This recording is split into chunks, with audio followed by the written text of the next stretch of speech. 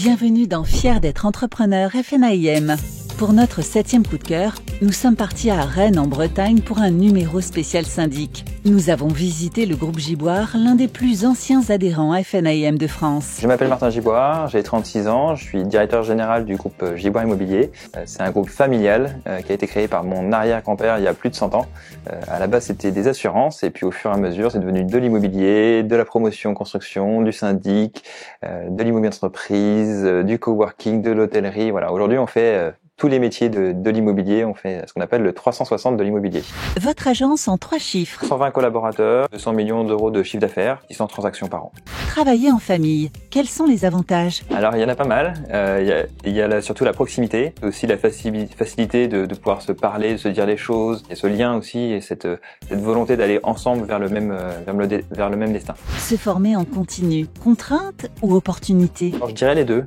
Je dirais nécessaire et obligatoire parce que je pense par exemple à l'intelligence artificielle, ça c'est pas intuitif pour tout le monde, donc on a ce besoin et cette nécessité de se former. Depuis quand êtes-vous adhérent à la FNAIM? Le groupe a plus de 100 ans et assez vite on a adhéré à la FNAIM parce que pour nous c'était important de faire partie du syndicat et qu'on soit tous ensemble pour défendre la cause de l'immobilier. Moi-même je vais si possible à toutes les AG que je peux. Voilà, il n'y a que du plus à venir à ces AG et à être présent au syndicat. Vous avez lancé le projet Imagine 2027. Pouvez-vous nous en dire plus? Alors Imagine 2027, c'était l'ambition d'aller sur des nouveaux territoires, par exemple Lyon, Marseille, Bordeaux en termes de promotion, et des nouveaux métiers, syndic, hôtelier, on fait du coworking, et après des engagements aussi, on essaye de diminuer notre empreinte carbone. Comment décrire le métier de syndic de copropriété à un enfant? Alors à un enfant, on essaye d'entretenir la grande maison dans toutes les tâches, c'est-à-dire le ménage, le ravalement, l'entretien, et l'utilisation des charges,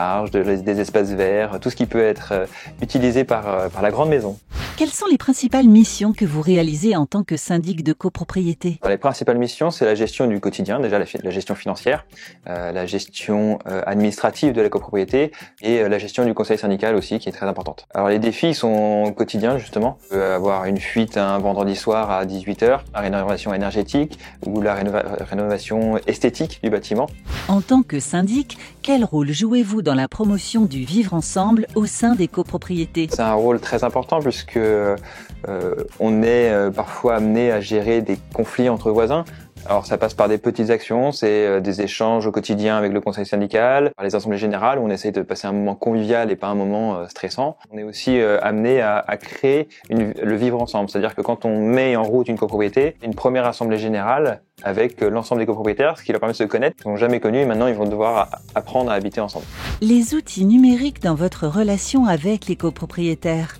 Ne serait-ce que là, on est en train d'intégrer tout ce qui est visio, de plus en plus d'outils numériques pour favoriser le contact, l'échange. Dans les prochains mois, années, on va avoir l'intelligence artificielle qui va aussi nous aider, plutôt pour les gestionnaires et les comptables. Donc voilà, au fur et à mesure, on intègre tous ces éléments-là.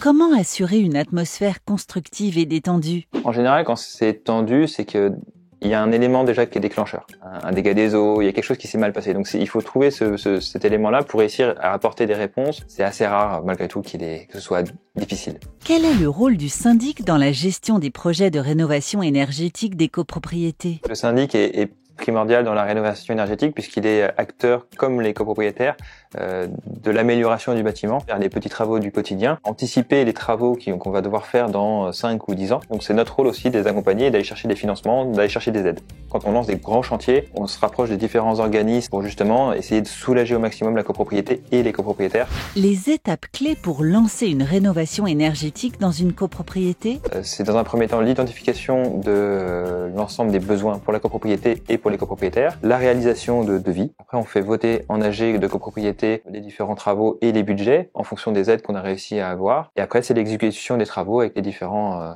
artisans jusqu'à la livraison des différents travaux terminés. Participer au congrès FNAIM, qu'est-ce que ça vous apporte? Alors le congrès c'est très important parce que c'est aussi un lieu d'échange, c'est un lieu où on se voit, on se réunit entre professionnels, aussi de faire remonter un petit peu ce que nous on a sur le terrain, les différences que peuvent nous dire nos collaborateurs. C'est vraiment un lieu d'échange et de rencontre qui est très intéressant et très enrichissant. Comment fidélisez-vous vos collaborateurs? Alors c'est une bonne question en fait, le métier de gestionnaire de copropriété est un vrai métier, c'est très intéressant, ça peut être très rémunérateur aussi, on peut assez vite progresser parce qu'on peut être gestionnaire junior et devenir gestionnaire confirmé, voire après responsable d'un site.